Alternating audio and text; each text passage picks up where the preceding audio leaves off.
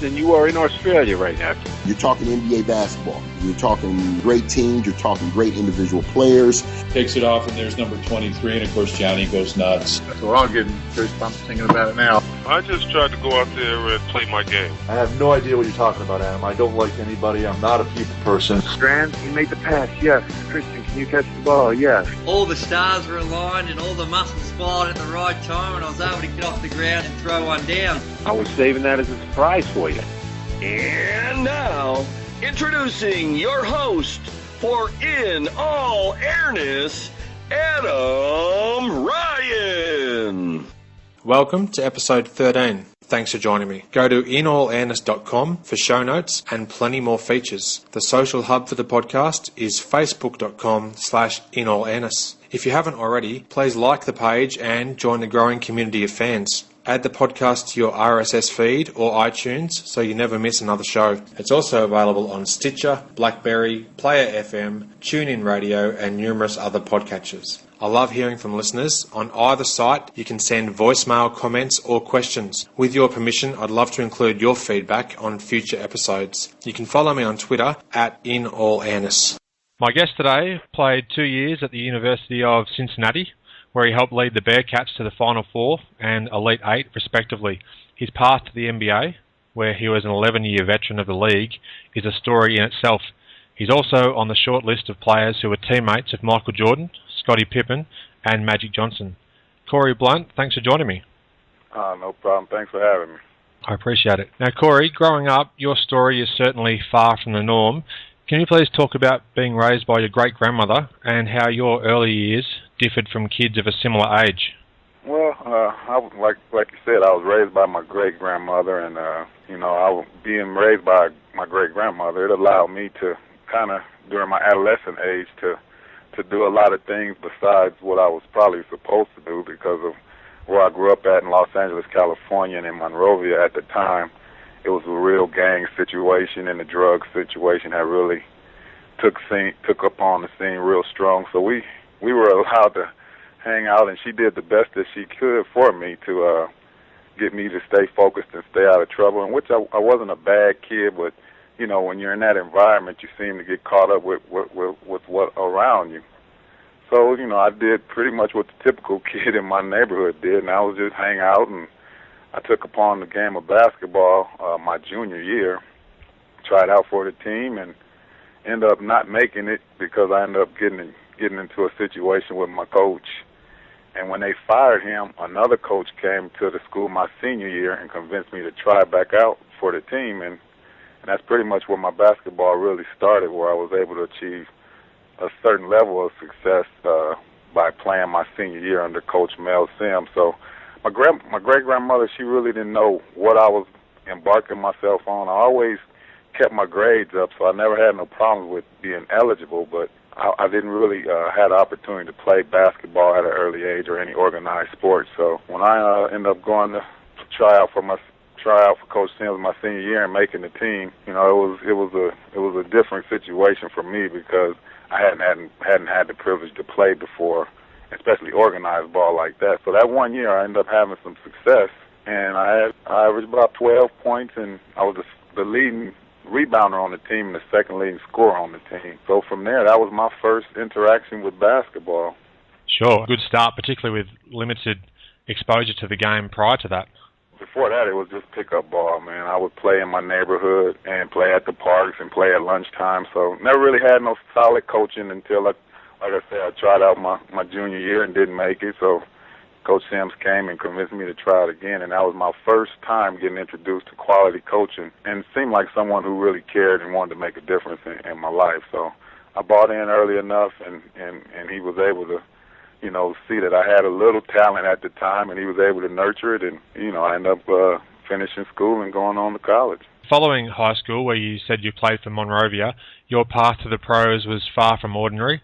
Along the way, you made a big impact at Rancho Santiago Junior College, and also about that same time you grew another 5 or so inches, which always helps. Can you please talk about your outstanding achievements playing JUCO ball, and when you realised that a career at Division I level was a real possibility?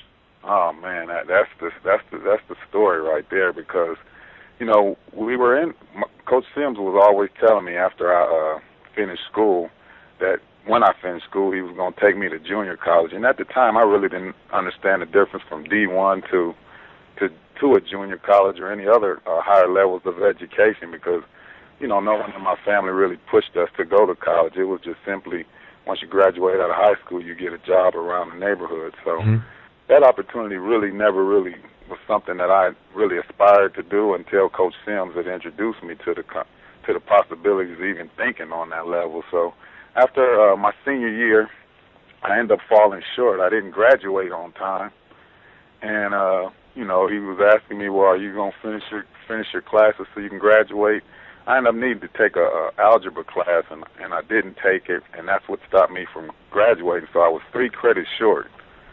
So I ended up telling Coach Sims, well, since I didn't graduate, I'm going to just get a job, and I ended up working at Kmart that year.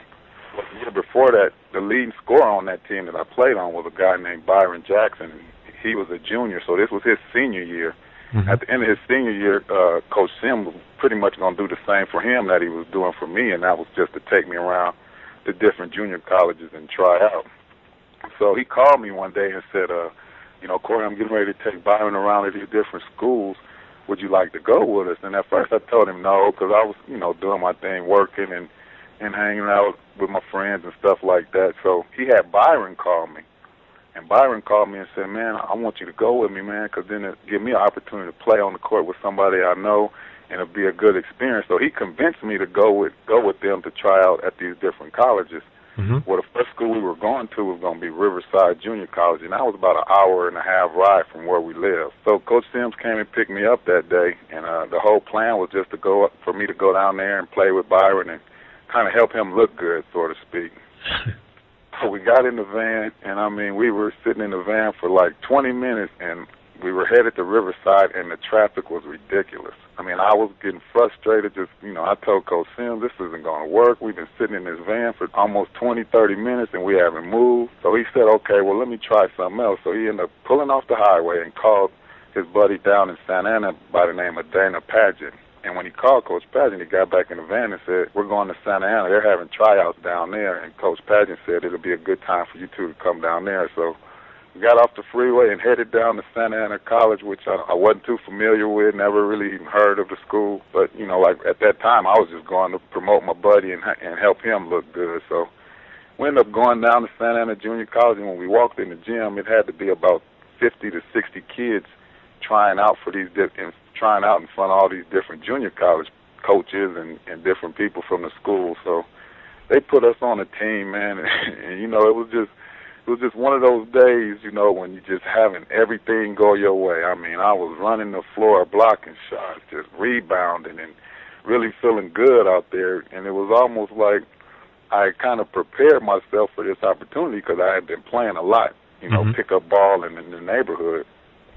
So after we got through playing, Coach Padgett came over to me and, he was talking to Coach Sims. He was like, I really like this kid right here. And that's who I really want to see if I can get. What's his story? And he said, well, go talk to him. So Coach Padgett came and talked to me. And the first question he asked me, he said, well, I want you to come to school here. Did you graduate? And I was like, no, sir. He said, why not? I said, well, I was 3 credits short. I just needed to pass the algebra class. And he said, well, if you can do that, I want you to come down here to Santa Ana Junior College. So we got in the van, and I went home, and I just told Coach Sims that I was going to go to adult ed and get that GED this summer so I can go back down there to school. And I ended up going to adult education, got my GED, and enrolled in Santa Ana that next year. In the first year there, I was the second leading scorer on that team. We won the state championship. I was a second team all-conference, and we won the state championship. And then going into the next year, we won the state championship again. I was first team all-conference. I was the first team All-American for the state of California. I was the California Player of the Year, the National Junior College Player of the Year. And, I was getting a lot of looks from different schools and things like that, and people started taking interest in me and my basketball skills coming from nowhere. I hadn't had no previous spotlight or anybody talking about me until I went to Santa Ana Junior College. So those 2 great years there, I think we ended up going 35-2 my first year. And and 35-3 the second year. So we lost 5 games in those 2 years, and I was, like I said, I was the National Junior College Player of the Year. Was getting recruits, wanted to go to UNLV. That's where I had my mind set on going, and I had another player on my team by the name of Eric Martin who played at me at Santa Ana Junior College, and he was saying that he was interested in Cincinnati. You know, man, I think I'm going to Cincinnati, and I really didn't know much about Cincinnati. You know, they really wasn't recruiting me heavily. They sent me a couple letters, but that was the last school that I was really looking forward to going to. And during that summer, we were playing pickup ball. Me and Eric would go play all around the city, things like that, and we ran into Terry Nelson. And we all went out to eat one day, and Terry said, man, I'm thinking about signing with the University of Cincinnati. And I'm like, okay, you going and Eric going too? What you guys seeing down there? You know, are they offering y'all something? They ain't telling me, you know, well, you guys from California that want to go to this school, what's the deal? And Eric just said he liked the coach, and Terry was he was impressed with the school and the gym. That's all he kept talking about is they got a restaurant in the gym where you can overlook the floor, and he had a nice time on his recruiting trip. So I had already took 4 of my trips, and I told him, well, I got one more trip, see if they'll let me take a trip down there. So I ended up coming and taking my recruiting trip to the University of Cincinnati, man, and had a wonderful time. And the thing about it is Coach Huggins let Eric and Terry recruit me because that's all they were telling me is like, man, if you imagine if we all go to the same school, what impact we going to have? And I was like, yeah, I want to stay close to home. And so I talked to my great-grandmother about it. And, you know, things were happening in our neighborhood that wasn't good at that time. So her whole thing was like, you need to go to the furthest school away from here as you possibly can. And Cincinnati was one of the schools that was recruiting me from the furthest from California. So everything just happened to turn out that way. I went on and committed to come to the University of Cincinnati with Terry and Eric. And it was almost like I was a package deal for those 2 guys, but realistically, they was a package deal for me because I was the California Player of the Year. I was a 2-time champion. You know, I ended up going because they wanted me to go, really. So it just all worked out for me when I made that decision. Had a chance to play for Hugs, which was a little different than what I was used to in junior college under Coach Padgett. But, you know, I bought into the system, and we all bought into what Coach Hugs was trying to get us to do and his different ways of pushing us. But the good thing about it, we were all junior college players, and we looked at this as an opportunity to display our talent in front of the country on a high level. So just that group right there was a special group, and that's what led us to win like we did. I mean, that first year at Cincinnati, I ended up winning. We ended up going to the Final Four. We ended up losing to the Fab Five, which realistically we just knew we was going to beat them young boys. I mean, we were talking trash. We were kind of happy we drew them because, you know, we had a lot of respect for Chris Webber, but we pretty much thought everybody else we could, you know, kind of handle just because of our defensive mind state. So we were thinking we were going to get in there, and when you look at that game, we started off just like we thought we would. You know, we started off rolling, and they ended up making a push, and some guys came in off the bench and really made a difference for them. So we ended up losing in the Final Four that year. And I think that year, if I'm not mistaken, I don't have it in front of me, but we went 29-5 that year. So I only lost, so that was only 5 games. So in them 3 years, I'd only lost 10 games so far during my college career. So, you know, it was really going good for me. You know, the accolades was coming. You know, we pretty much put Cincinnati on the map because before we got there, they hadn't had that kind of publicity and success since Oscar Robertson and the '62 team that won it 2 years in a row. So we were the school that really put Cincinnati back on the map. A lot of people was upset when I ended up coming to Cincinnati because no one had knew about it, and I had all these other, you know, D1 schools recruiting me at the time. But, you know, it just worked out for me because the second year we had success again. We ended up losing to North Carolina in the Elite Eight, and that was a close game, another close game. They ended up winning it all that year, and we lost to them by, I want to say, 3 points in overtime. So, you know, my 4 years of college ball, I only lost 15 games totally. I think we went 27-5 that year. So I had a great college run, and then it was the success from that gave me the opportunity to potentially go to the pros. You know, I was a kid that they were saying that was had the possibilities of being a late second-round pick. Mm-hmm.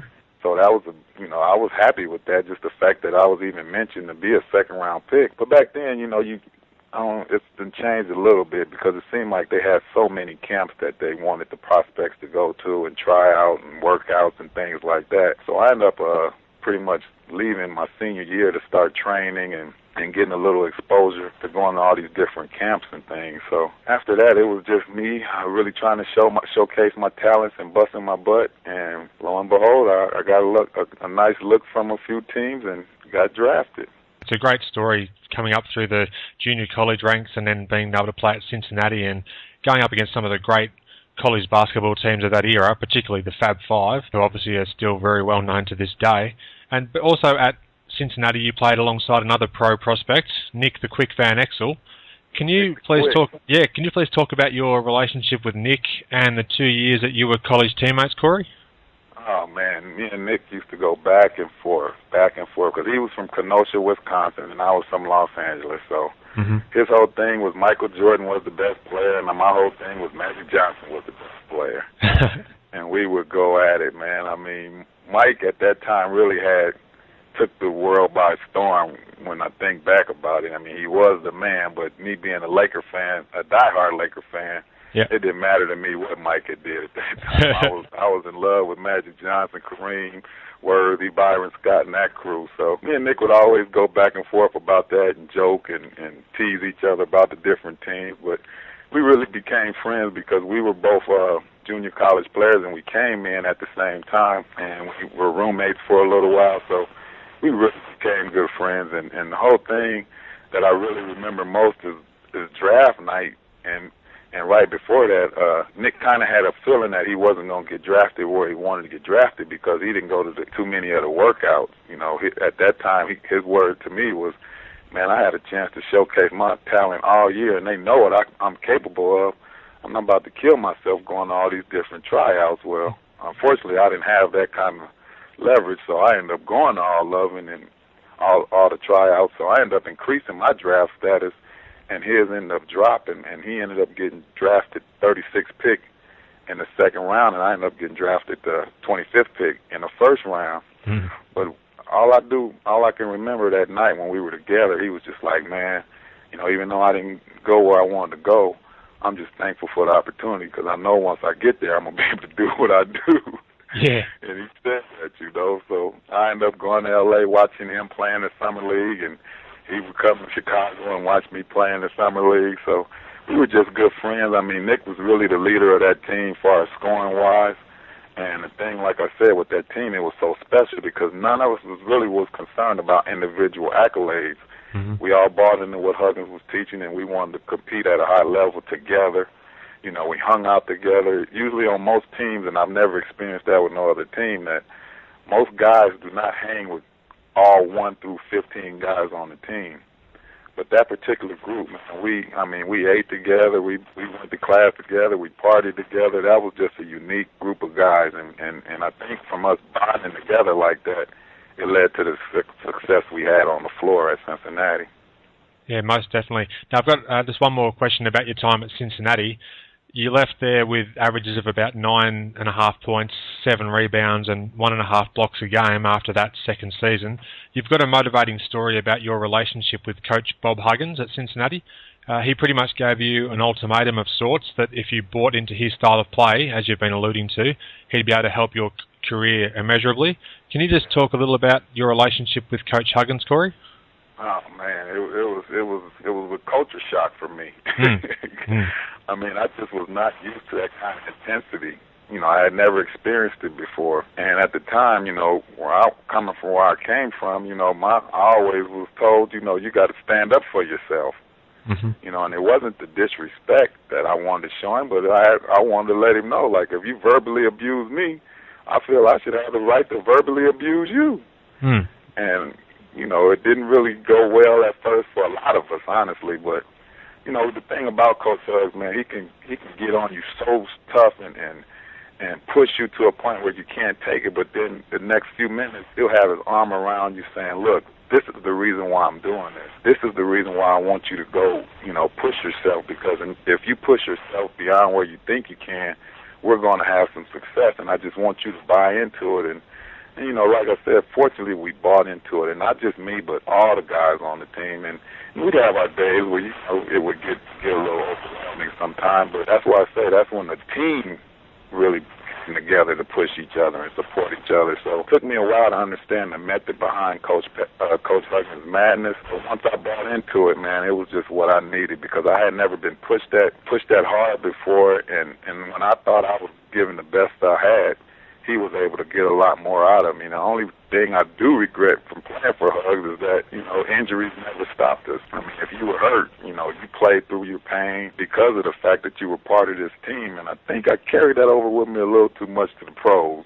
So, that might have hindered my career a little bit, because I would play through some times I know I probably shouldn't have been out there, but from having that competitive advantage at UC, man, I ended up carrying it over with me to the pros. So Hugs just really, he was like the closest thing to a mentor to me, because he was the one who was able to get me to really take my game and my ability to the next level and play hard all the time. And I had never really had that in me before. I was talented enough to just be a part of a team and do the little things to help us win, but I never really tried to push myself at the level that he made us put. Yeah, that's good to hear the impact that he had on you, and obviously it was a clear positive. Now let's talk a bit about the NBA. The 1993 NBA draft, as we said, you were taken at pick number 25 by the three-time world champions, the Chicago Bulls. Your draft class had some great players that were selected, including Chris Webber of the Fab Five and Penny Hardaway. What are your memories of draft day, and can you describe the feeling of actually being selected first round? Oh man, it was. I won't even say it was a dream come true, because, I was one that never really dreamed that I was going to the NBA. It became a thought when I started going to all these pre-draft camps and increasing my status. Another thing that happened also that kind of let me know that I was able to play at a high level was before the draft and when we finished school, during my senior year, they put together an all-star team that went over to play, a Nike All-Star team that went over to play under Coach Huggins and Calipari. And those were the two coaches that took a group of us over to Malaga, Spain, and Greece, and we all went over there, and I ended up playing real well. The guys on that team was Sam Cassell, J.R. Ryder, Nick Van Exel, Eric Martin, and Doug Edwards. So we had a real good team, but I really stood out over there, man. I played well, and I think that was the first time I felt in my heart that I could really compete at the next level. And so from that experience, when I would go to these pre-draft camps, man, I was really prepared, I felt. I mean, I competed and showcased my skills and did some things that I don't think I was able to do playing the position that I played at UC, because I bought into the one thing I did. I bought into what was needed for us to win. So I needed to play the 5 position.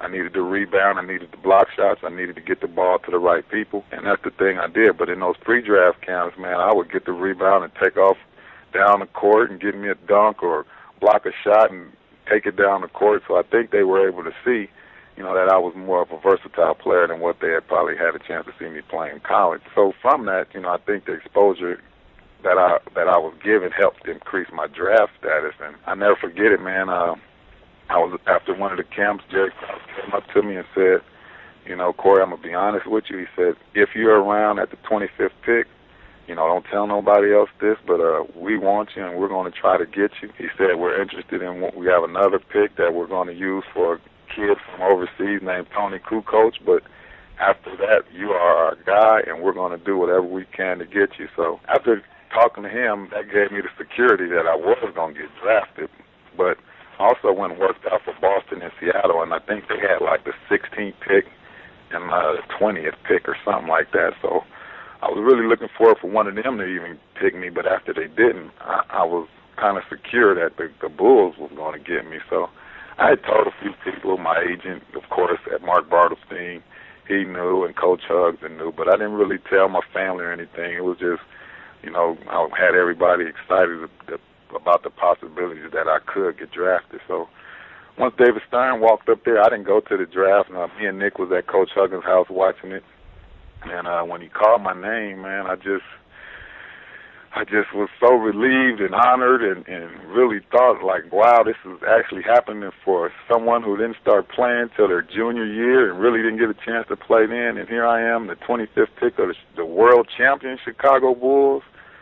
So it was just like an exhilarating feeling, and I mean, I ended up just going out. I remember me and Nick ended up coming to the school, having a press conference, because, like I said, he had got drafted by the Lakers at the 36th pick. So, you know, they were talking to us and asking us questions and things like that. So it was just an awesome experience for me, man. I just knew that this was going to be an opportunity for me to play at the next level. But, man, just to be drafted by the Bulls, the 3-time world champions, you know, had the opportunity to go play with, of course, MJ, yeah. Horace Grant, Scottie Pippen. It was just like, man, this is it. You know, I felt that I have accomplished something in my life. You know, my great-grandmother, she didn't really understand the full effect of what had really happened with me and what I would be able to do for my family. I mean, she couldn't even equate the kind of money that I was going to be making. So she was just happy for me to have the success at Cincinnati. So all that stuff came in my mind, and I was so excited and ready to go play for the Bulls after that. Unbelievable achievement, and yeah, great feelings, no doubt. Now, you joined the Bulls roster at a really interesting time in the history of their franchise. They just won, as you said, the 3rd straight championship, plus Jordan would not announce his retirement for another 3 or so months. Can you talk about the first few months that you were a player on the Bulls roster and the relationship with MJ prior to his announcement of retiring? Well, after the draft, I went to Chicago, and my routine was, you know, I ended up my agent was in Chicago, so I ended up getting an apartment in Chicago immediately. And I remember, man, Jerry Cross called me to his office. I went to his office, and you know, he sat me down and was telling me how happy he is to have me as a Bull. Basically gave me the rules and the code of conduct that was necessary for me to be a Bull and what they expected out of me, and the training and everything. And then he slid me a check. And I took the envelope, and I didn't even open it while I was sitting there talking to him. I just put it in my pocket, and then he slid me the key. He sent me a card, and the card was the card was for you to get into the Bertle Center anytime you wanted to, you know, so that gave you full access to come train and work out.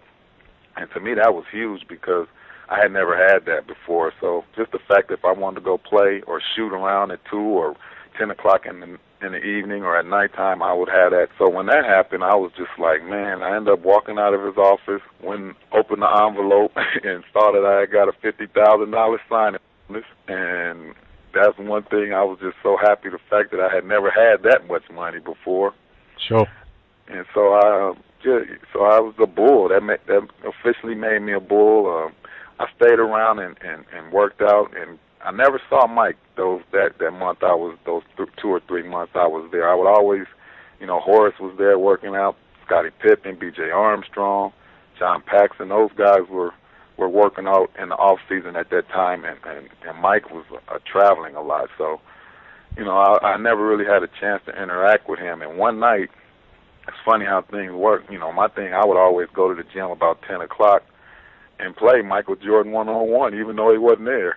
You know what I mean? I'm playing Scottie Pippen one-on-one, even though they weren't there, just working on my game, man, and being in that Bertle Center and looking up at the walls and seeing all the banners and the Bulls. So I stayed in the gym, man. I mean, at that point, I would always be in there. And one night, and I can still see it, I'm in there shooting around and playing, and the lights come on, and he walks in. I'm like, man, you know, that's MJ.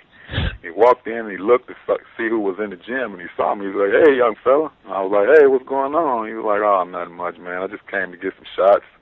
And then he just told me, you know, welcome to the team. You know, they're expecting a lot of big things from me, and he's excited for me to be here. So that just made me feel good. And we talked for a minute, and he went in the locker room and put his shorts and stuff on and came out and started shooting. And I asked him, I said, man, you want to play one-on-one?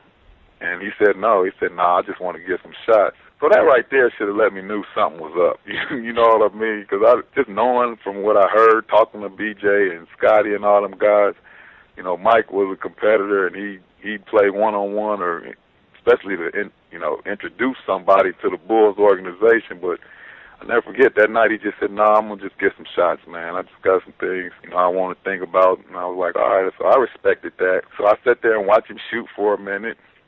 And then I got in the car, and this is when cell phones really, the flip phones that just came out. So I started speed dialing everybody, telling them how I beat Michael Jordan one-on-one playing basketball. That was my first time beating him. I'm telling him, "Man, yeah, we played one-on-one. I kicked his butt and all that stuff." So later on, man, I just know about 3 or 4 days later, I got a call from Jerry Cross that it was an emergency meeting for the players, and that's when they had announced it that he was going to retire from the game. And it was just, it was so much media coverage and things going on at that time where, I wasn't hardly even close to being the focal point of what was going on. It was all about Mike and the team and other players, doing the media thing. So it wasn't difficult because it wasn't that demanding. That's the thing that really surprised me about being on the Bulls, is that they didn't really, to me, didn't work as hard as we did at UC. Okay. They didn't, because they had just won 3 championships and had, went the full length of the season. So Phil really didn't have hard practices. Mm-hmm. But the level of intensity that when we would practice, it was by far a lot harder than I thought, because of the fact that I was battling against Horace Grant, Scott Williams, Stacey King, Bill Winnington, Bill Cartwright, all these big old veteran guys that, I'm thinking I'm going to be able to dunk on, and they knocking me down and, letting me know how hard it is to really get a dunk in the NBA.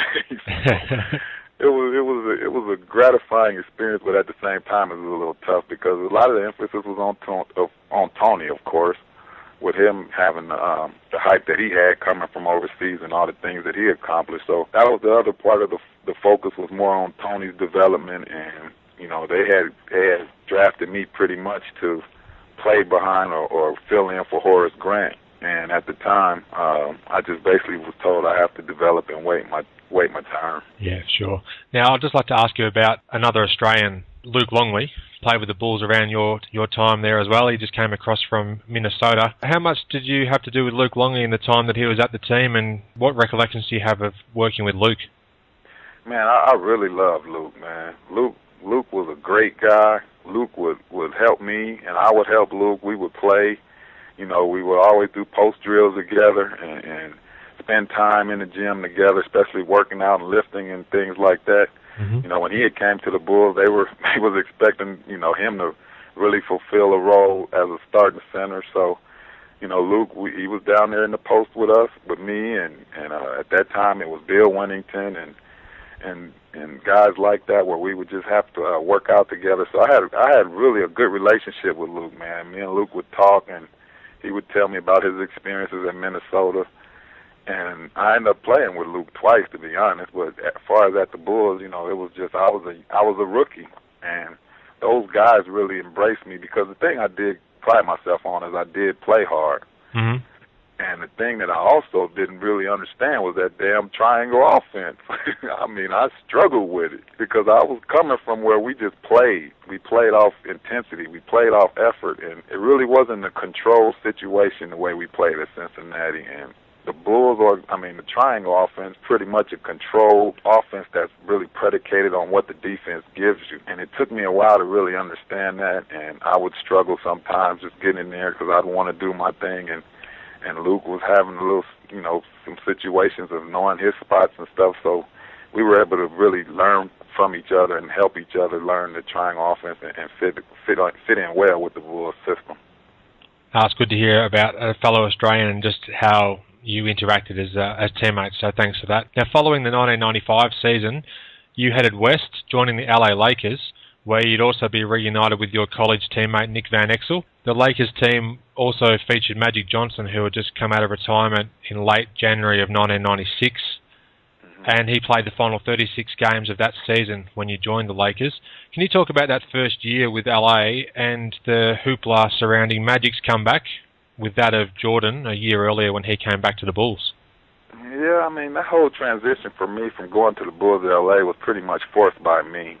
At the time, I just didn't feel that I was going to get the opportunity and have a chance to be successful playing behind all those great players the Bulls had. So whenever the media would put the mic in front of my face or in front of me, I would always say, well, I don't think Phil's giving me a chance, or I won't never get a chance to start here. And the word that got out there, I said that, and I never forget that Phil called me to his office and said, look, we drafted you because we know you have potential and we want you to be a part of this system, but, you have veteran guys in front of you, Corie, so you're going to have to wait your time.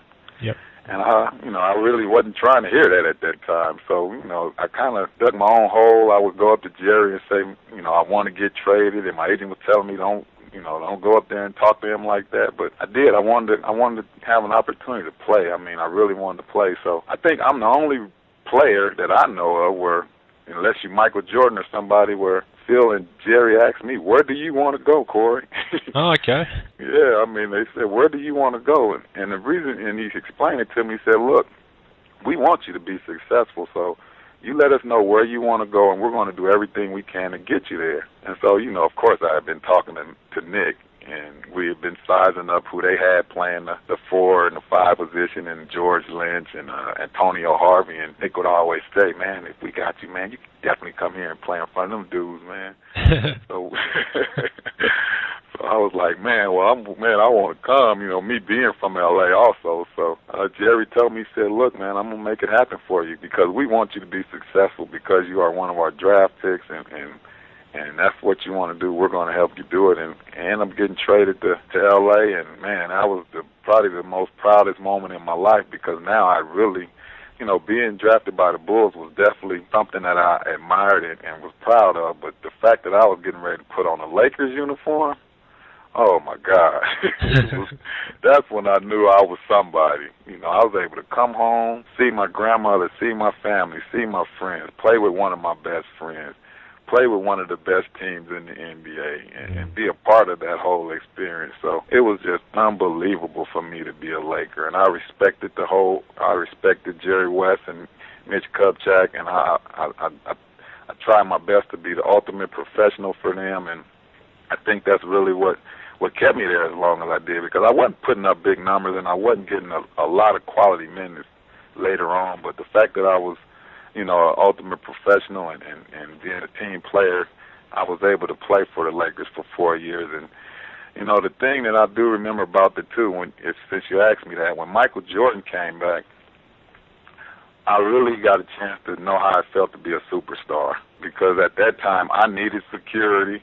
I needed somebody to make sure there wasn't nobody sneaking in my room because it was just crazy. The media was everywhere, the people, the fans. I mean, you had fans wanting to get a piece of Michael Jordan. You had, I think, people's pets wanted to get a piece of Michael Jordan. I mean, it was just that unbelievable when he came back. So I was blessed to be a part of that. And then when Magic came back, being in L.A., I was also blessed to be a part of that. But, honestly, it didn't compare. It wasn't nowhere close to the media coverage and the intensity as far as the fans and things that was going on as when Michael came back.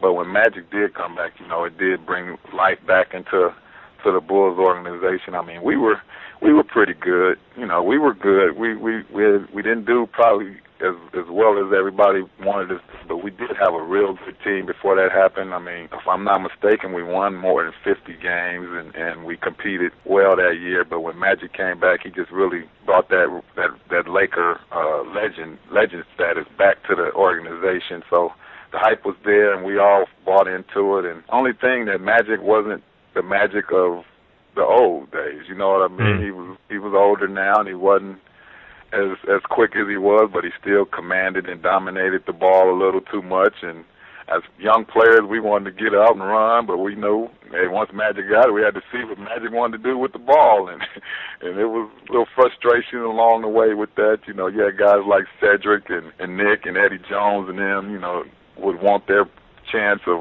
being in control of really how the Laker organization was being ran at that time, and Magic just came back and commanded all that. So, it was a blessing for me to just be able to sit and talk with Magic and be a part of that era, because I was a big fan. I got a pair of his autographed shoes downstairs in my basement right now in my den. So I was, like I told you before, I was just Magic Johnson, Kareem, all them guys, a big fan of them all my life. So that was definitely a privilege for me to be part of that. Yeah, I guess you'd have to pinch yourself sometimes to realise you're on the same roster with Magic and playing in LA in your home state as well. Man, yeah, definitely. Do you recall the first game that Magic did come back up against the Golden State Warriors? I think it was a national TV game as well. And the hoopla surrounding his comeback there, he had some really good moves at some stage, and also he faked Latrell Sprewell into the third stand at one stage on the way to the hoop. Do you remember that game, and what was the overall feeling at the end of the game there? Man, it's funny because Magic played a real good game that game. He did. You know, he really, I was really impressed. Like, oh man, we getting ready to roll now. But I didn't think long term. You know what I mean? Yeah. I didn't think that the demand that it was going to have on his body, you know, after the game. That's the thing that I was able to witness, where this guy would have to ice every inch of his body after that performance. But he had such a love for the game, and he was such a likable guy that you definitely respected him for it. And the things that he was able to still do at that age, you know, he was still the man. You couldn't take nothing away from Magic at that time, but, you know, it was a different game, and he had, you know, had retired and came back. So it was a little demanding for him, but I think his love for the game and his natural talent was able to get him and help him succeed for that short little run. I mentioned in your introduction that you played with MJ, Pippen and Magic. However, the illustrious teammates don't stop there. You were also on squads with Shaquille O'Neal and Kobe Bryant. Can you talk about playing with these all-time greats, and how was it going up against these guys in practice sessions, just their competitive nature? Oh, man, I mean, I got stories for both of them guys, man. The thing about that I really, really, really loved about Kobe Bryant was the fact that I never had met such a mature 18-year-old kid with all the hoopla surrounding him, the way he handled it. I mean, at that age, he was still the ultimate professional.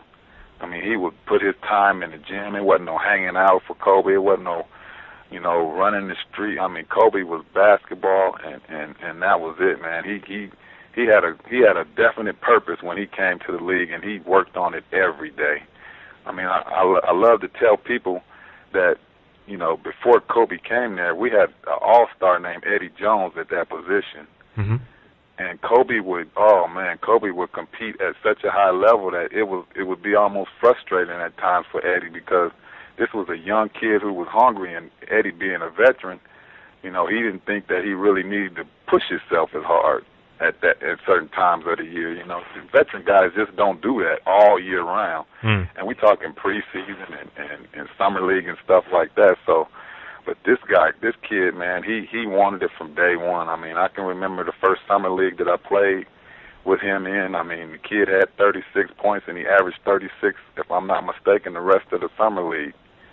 He was just full go, and I would work out with him and play one-on-one and just, you know, really get a chance to see his talents. And he was just a phenomenal player at that time. His confidence was high to me also. I mean, the fact that he was willing to force his way into being the man, force his way to taking shots that we felt he shouldn't have been taking sometime, but that was just the confidence that he had, and he really wanted to prove himself, and the fact that he put so much time in the gym, it was really hard for anybody to dispute it. You know, every day we would see Kobe putting in work. So I was blessed to see him when he first came in the league, man. And I tell anybody in a heartbeat that was definitely one of the most mature and hard-working 18-year-old kids that I had ever been around at that time. Jack was just a phenomenal, oh, my God. I mean, it was, I don't even have a word for this guy right here. I mean, as somebody as dominant and unstoppable as he was, practice and in games, you know, you judge power, you judge strength, and you judge ability in basketball by the way if you can dunk the ball. You know, that really shows. If you can dunk that ball, you're pretty much a force, as I would say, that you have the ability to just take it and dunk it on anybody or any time you want to.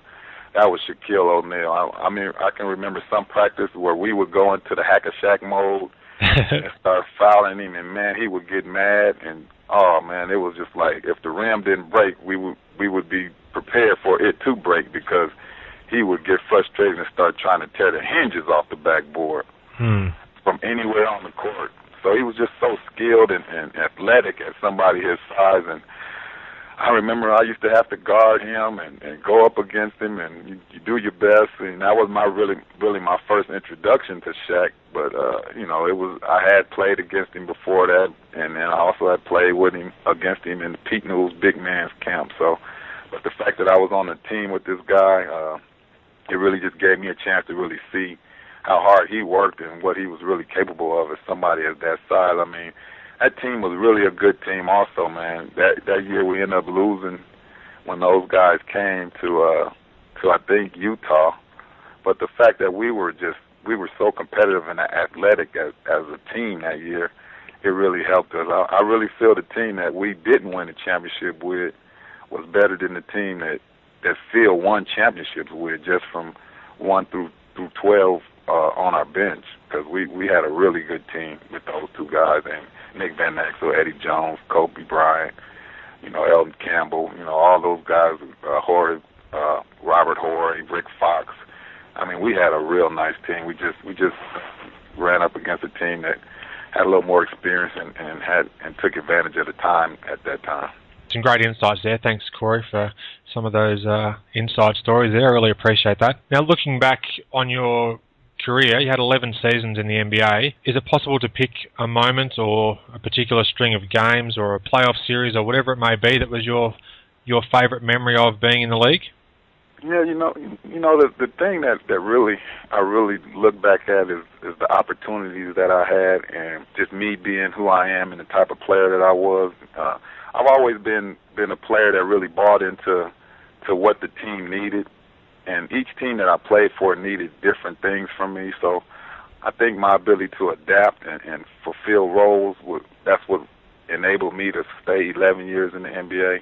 Mm-hmm. Just from my years at Phoenix and Cleveland and Golden State and LA and Chicago, each team I went to demanded a different thing from me. When I went to Golden State, got traded to Golden State, that was probably my most successful stretch of games where I was able to put up numbers. Mm-hmm. But because I was having so much success there, I ended up getting traded to Philadelphia, where that's when I really understood the difference between having touches and not having touches. You know what I mean? From being able to shoot the ball when you got the opportunity and not shoot the ball when you had the opportunity. So my ability to just buy into what the team needed in my role as a defensive guy and a rebounder and a shot blocker, I bought into that, and I think that's what really helped me sustain the 11 years in the NBA, because I didn't really put up big numbers, but my ability to just fit in and be a professional and do the little things that I needed to do when I got the opportunity to get the chance, I think I succeeded pretty good in that man. I never had a chance to average 15 or 20 points a game, but I did have a stretch with Golden State where I think I was averaging 10 and was really one of the focal parts of knowing that I needed to score the ball for us to try to compete, even though we didn't win many games that year. That second part of the season when I got traded there, but that was really my real stretch of really being able to just say, hey, man, I can shoot when I want to.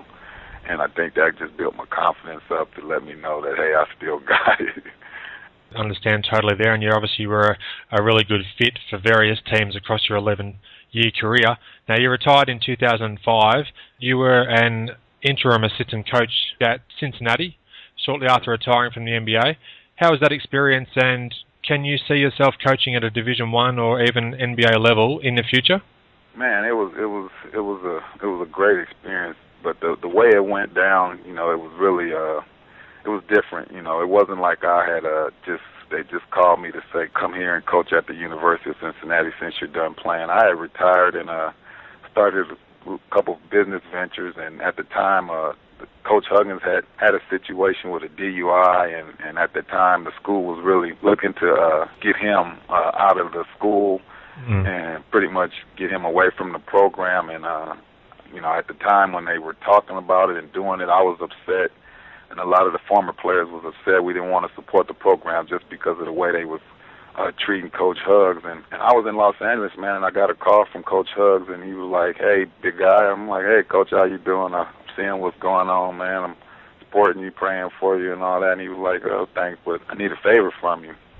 And I was like, yes, sir. He said, man, I want you to I want you to go coach at UC. And I heard it, and I'm like, man, are you serious? The way they treating you, you want me to go up there and try to help them? And he was like, well, yeah, Corie. He said, look, don't think about me. He said, I feel that you are, out of all the guys, the one who really care about everybody. You know, you keep in touch with all the guys. You supported the program. And I just think it'll be a good fit for you to go back and help a friend of mine, Andy Kennedy, my assistant coach, to get these kids to still compete at a high level so they won't feel sorry for themselves and they respect you as a player. Because at that time, I would always come home, come back to Cincinnati and play in the summer league and work out with the guys. And that was a routine for me pretty much every year when I could make it. So I had built a relationship with the guys on that team, and he just said it'll be a good fit for me. So I got the call from the athletic director, Mike Thomas, and he offered me the opportunity to come back and coach with Andy Kennedy. And I pretty much dropped everything to go do that, man, because that was really another dream come true for me. The fact that I had an opportunity to go back to the University of Cincinnati and coach for my alma mater, man, I knew I couldn't let that pass me by. And then I had the endorsement of Coach Huggins, so I was so happy for the opportunity and came back. And one thing I do know is I made a difference because, you know, before I joined Andy Kennedy, I think they had lost like 2 games.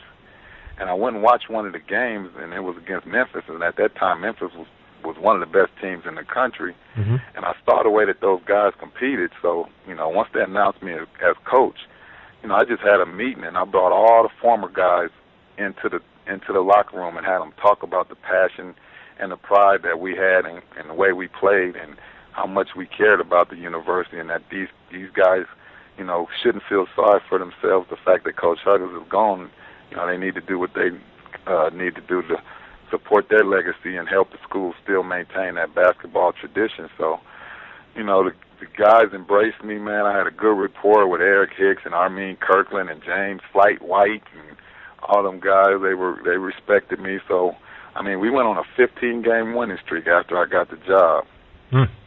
So it was very good time for me. The fact that I was able to coach at my alma mater and just it was a great feeling to just be a part of the program back then. Yes, sure was. And also to be able to, yeah, as you said, use your experiences from playing with the team and also your NBA career to really get their level up to the highest possible standards. Now, in 2008, some 15 years after leaving Cincinnati for the NBA, you returned to complete your degree. Can you talk about the importance, Corie, of finishing what you started? Oh, man, that's the thing. You know, like I said, I was raised by my great-grandmother, and the one thing I can remember talking to her about is about the fact that I was going to college, you know, that I was actually going to college from where I came from. And I remember her whole thing was just like, you know, Corie, value this opportunity because you're the first in our family to ever attend a 4-year school. And it was always a mission of mine to graduate from the University of Cincinnati. I mean, back then, the NBA had just started a program when I was in about guys graduating from the University of Phoenix online and all that stuff, but I had made a commitment to my grandmother and to myself that I wanted to get my degree from the University of Cincinnati because of the fact that, you know, she told me that I was the first one in my family to attend a 4-year school. So I wanted to do it there, and then the fact that I had the opportunity to go coach, it just allowed me to be on campus. And so I enrolled to finish my degree at the University of Cincinnati, which I did. And that allowed me to be the first one in my family to ever graduate from a 4-year university. So I had so much pride, man. I mean, when I graduated, I had my family and friends and coaches and everybody just so proud of what I accomplished. I mean, it was hard for me to take my cap and gown off, man. I'm walking to the store. People thought I was crazy because I still had my cap and gown on 2 or 3 days later. I was just that proud of it. But, you know, people would laugh when we get our kicks out of it. But I told them, man, I ain't taking my cap and gown off. Y'all don't know what this means to me. And, you know, and it was all in honor of my grandmother. And then it was also, you know, I looked at it also just to break a generational curse. I mean, for her to tell me that, it wasn't like this was coming from my mom or my grandmother. This is my great-grandmother who pretty much knew our whole family, you know, situation. So when she told me that, I just said, man, this is what it's all about. The fact that I can be the first, and the fact that now I can tell my kids to do as I do, not do as I say. You know, you have no excuse because your father is a college graduate and your mother is a college graduate, and we understand the importance of graduating from college and attending college. So you don't have no option but to go to school and try to better yourself. So all that kind of played in my mind when I pursued that and knew that I had to accomplish that goal. That was a goal that actually that made me feel real good. I mean, I didn't cry when I got my letter of intent to go to the University of Cincinnati. I didn't cry when I signed my NBA contract. I didn't cry when I married my lovely wife. But when I graduated, man, I cried like a baby because it was just that powerful for me. So it's always been important, and as you probably know, that's probably, if you look online or my Facebook page, I'm still promoting my success and as far as me graduating. It's just, I created a company based on that aspect of it, and I'm still moving forward and just still expressing that gratitude. Yeah, very much so, and I can hear the pride in your voice now, even just talking about it, so it's great to hear how important it is to you. Thank you. No worries. Now, we come to a crossroads in your life, Corie. Prior to entering the NBA, alcohol accepted, you had an experience with drugs. This is obviously a personal question, but are you able to briefly discuss the charges that were laid against you for possession of drugs in 2009? Yeah, in 2009 I had an incident where I was arrested for possession of marijuana, and that was just possession. It wasn't transportation, it wasn't conspiring to sell or anything like that. It was just a possession of marijuana, and it was based on me being associated with the wrong people. I mean, for all those who never had a chance to really knew what happened just based on what you read and the comments that you've seen in the media and on the websites and things like that. The reason that I didn't get a whole bunch of time, or the reason that I didn't really get the hammer pulled on me, because it wasn't nothing that I did. There's nothing that I did but except go to the mail. Well, I didn't even go to the mailbox. I went to one of my rental properties where the marijuana was at and picked it up, and that caused me to get arrested for possession of marijuana, which I was sentenced to 1 year in prison, 5 years probation, 250 hours of community service. Had my driving privileges revoked for 2.5 years. I ended up getting 3 automobiles taken away from me, and $28,000 cash taken from me, and it was just a situation where I was just associated with the wrong people. I mean, when you're in the league and when you have success, the thing that you're moving so fast, and I had accomplished so much in my life, and the thing that I think when I think back on that whole situation is my problem was I accepted everybody for what I thought they were. Friends, people who I met, I always showed respect and wanted that same respect no matter who you were. You could be anybody. If you show me respect, I would show it back to you. And the individuals who I ended up getting caught up in this situation with, they were my friends, but, when I had a chance to really think back at it, of the incident, I really didn't know these guys. These were just some individuals who, just to be honest, one of the guys worked at the club where I used to go hang out, and he would always, let me go in for free and let my friends go in for free, so he just automatically became a part of our family. He was part of our, this was my boy. This is somebody who I trusted with a lot of things, and, he was doing things that I wasn't aware of, and just by being associated with that thing. I played 11 years in the NBA, never had a dirty drug test in my life. Played 4 years of college, never had a dirty drug test in my life. And believe me, they drug test you in the NBA. They drug test you in college. So I didn't wait till I was 40 years old, just got my degree from the University of Cincinnati, just got through coaching at my alma mater. Just, had just started a new business and everything to start trying to sell marijuana. That was nowhere in my intentions at all. It was all, like I said, when I was asked by the judge, I was told that the weed was coming to this property, to one of my rental properties for a party.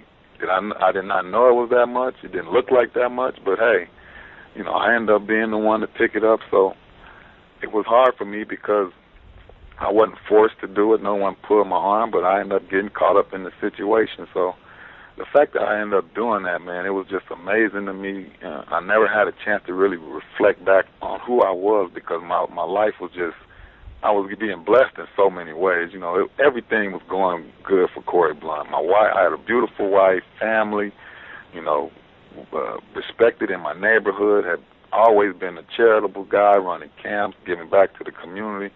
Mm-hmm. All these good things was going in my favor, and I ended up getting caught up in this, and it really woke me up. And because of that, it just gave me a chance to reflect back on my life and who I was and all the great things I accomplished. I mean, you heard my story, and for me to make it to where I made it to without the support of a mother or father or someone to really push that from the early ages to achieve that kind of success, it just let me know that I was a success. So I said I wasn't going to let my least moment of failure define who I am as a person. So I took that, you know, I did my prison time, which was, oh my God, I don't wish prison on nobody, but right.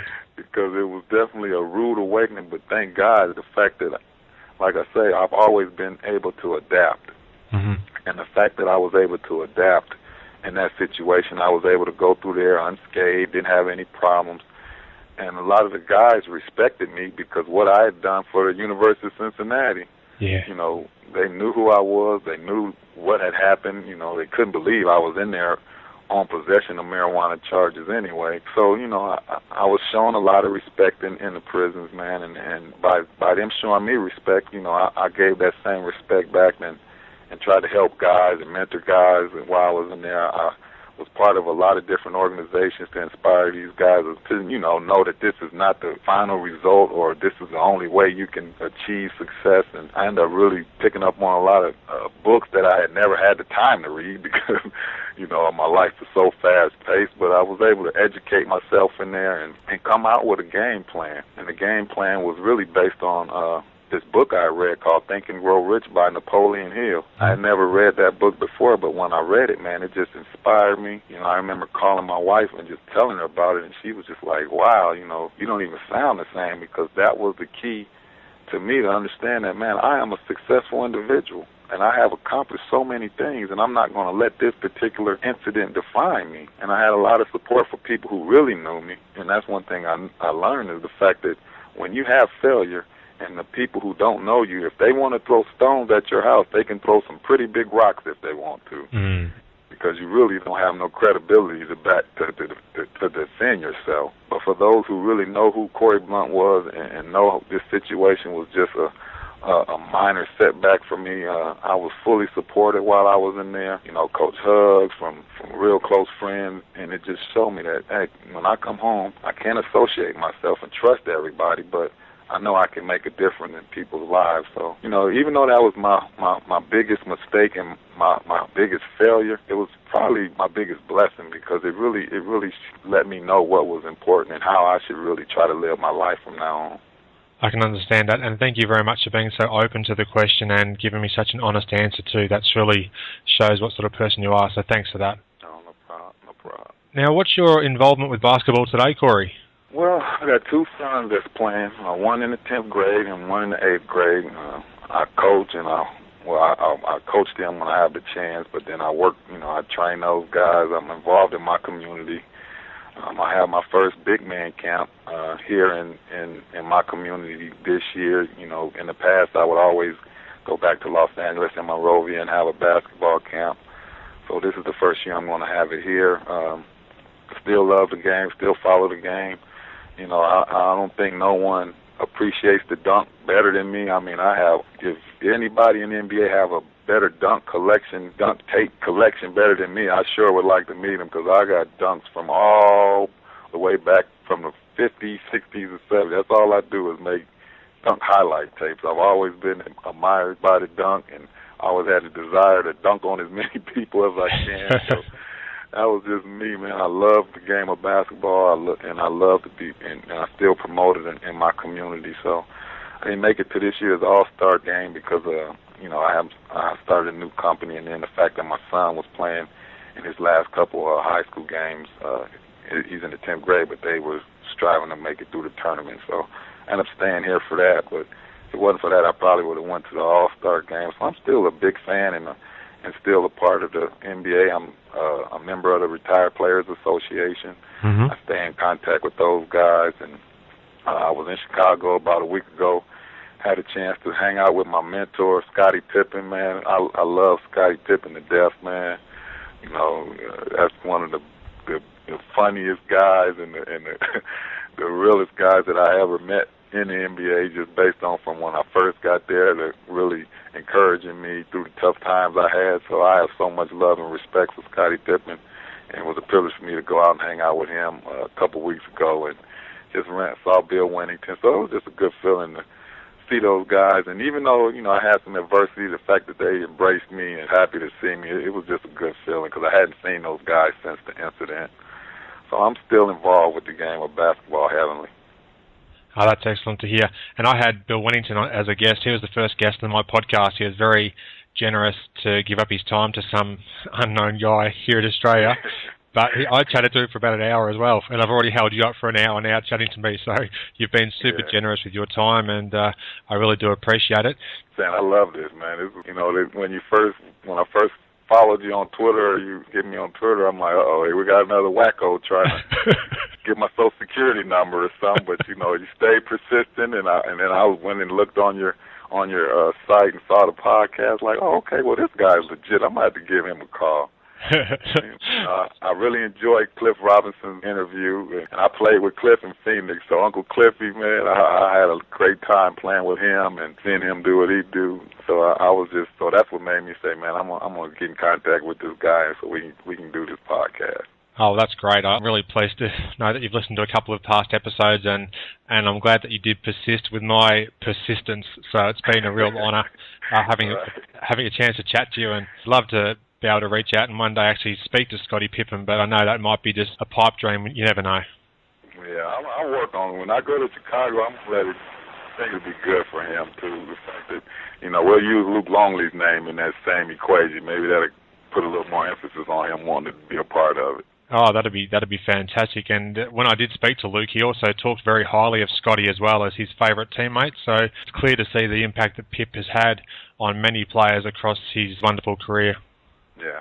Say the things that Scottie Pippen did that year when Mike was gone was unbelievable, man. I mean, he led our team every category. You know, Pip was just an unbelievable player. You know, to say he was Michael's Batman might be true, but Mike wouldn't be Batman without Robin. So exactly. You know, that's why I looked at Pip was just a phenomenal player, and he definitely ranked just as high as Mike did when it comes to winning championships and being a part of a great team. He was also the All-Star Game MVP in 1994 as well when Jordan was playing baseball. Yep. So that shows you what sort of player he was. Now, thanks so much for chatting with me today, Corie. It means a lot to speak to you, and particularly when you give me so much of your time. It's been great to learn more about your life and your career, and I wish you every success going forwards. Hey, thanks. And let me just add this. You know, for the people who listen in Australia, man, I've started a company, and it's all about educational achievement. It's called Graduate Inc., and what it's all about is inspiring and acknowledging educational achievement. And we have a brand of clothing and apparel and merchandise that promotes education. So, you know, one day I hope it'll be down there to inspire the kids, acknowledge them for their educational achievement down there. As they say down there, mate, I hope it make a difference, just like I hope it make a difference here. And I'm looking forward to one day coming to Australia. Well, that'd be great if you do. It'd be certainly more than welcome here, and I'd like to catch up with you if that was ever a chance. Now, if you wanted to provide me your information about that business, I'll include those in my show notes as well when I put it up onto my website. Okay, well, the website is www.graduate, and we spell it GRADU, the number 8, and that's GRADU, the number 8.me. Graduate.me. We wanted to make it more personal, so that's why we said me. That's what the whole educational process is about, the individual. So we wanted to make our site geared towards the individual. So we had it www.graduate.me, and it just gives you a little synopsis on what we're trying to do as a company. All right, great. Well, I'll put that up onto my website as well for what it's worth. And again, thanks very much for chatting to me. All right, thanks a lot. Hey, look forward. If you follow up, let me know. Thanks for listening. I hope you enjoyed the show, and share my web address with your friends and colleagues, inallairness.com. Check out the podcast archive for plenty more episodes with high-profile guests. Follow me on Twitter @InAllAirness. Please visit the show's social hub, facebook.com/InAllAirness. Join me next time for another edition of the show.